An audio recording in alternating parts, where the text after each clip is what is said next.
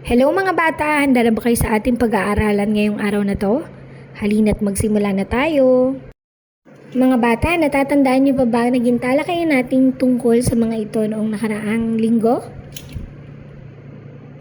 Magaling! Ang mensahe natin ngayong araw na to ay, Ako ay Filipino, mahal ko ang bayan ko. Katangian ng mga Filipino. Alam niyo ba na ang mga Filipino ay itim ang buhok, katamtaman ng tangkad, kayumanggi ang kulay, at ang ilong ay hindi gaanong matangos? Ito ang ating pisikal na anyo o katangian.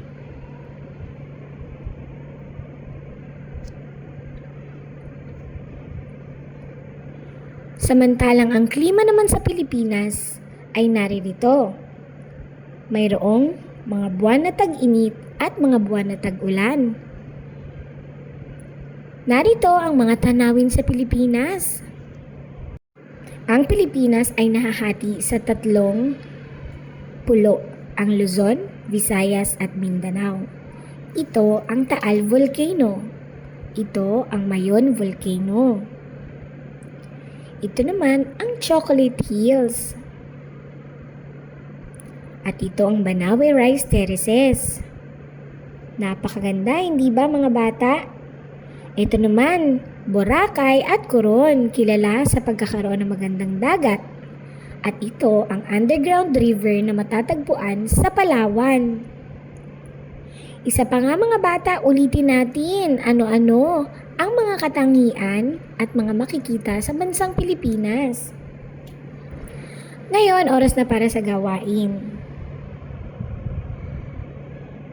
Pagtambali ng mga salita at ang mga larawan, kulayan nyo rin ito. Pagkilala sa mga letra. Ating balikan ang mga tunog ng bawat patinig na ito.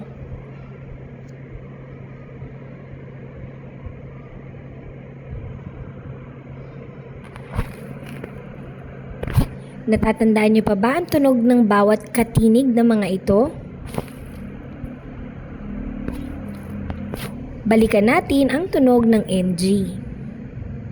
At ngayong araw na to, kilalanin natin ang tunog ng letrang P. Ang tunog ng letrang P ay P, P.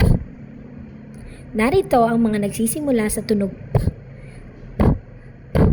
Paso, P, P. Palda, P, P. Pagong, P, P. Pala, P, P. Pito, payong. Isa pa nga mga bata, ulitin nyo nga ang mga bagay na nagsisimula sa tunog P.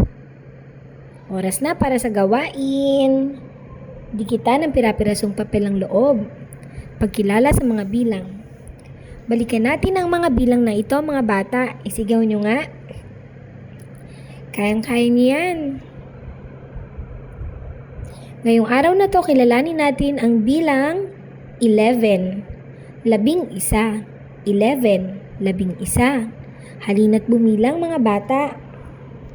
1, 2, 3, 4, 5, 6, 7, 8, 9, 10, 11. 11 mga puso. 1, 2, 3, 4, 5, 6, 7, 8, 9, 10, 11, 11 mga puno. 1, 2, 3, 4, 5, 6, 7, 8, 9, 10, 11, 11 mga pala.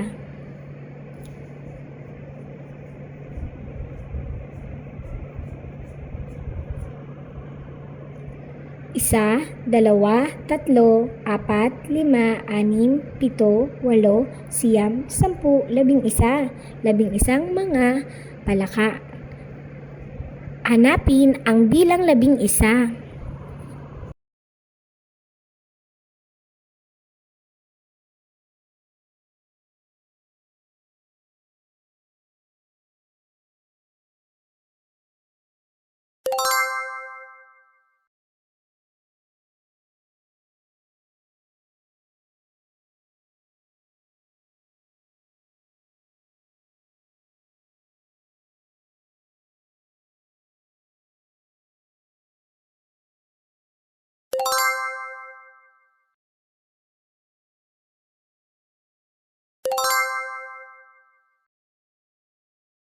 At ngayon, oras na para sa gawain, bilugan ang mga bilang 11.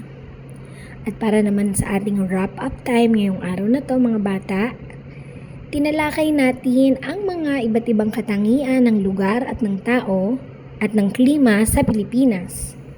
Kinilala rin natin ngayong araw na to ang letrang P na may tunog P at ang bilang 11 o sa Ingles, 11. Hanggang sa muli mga bata, paalam!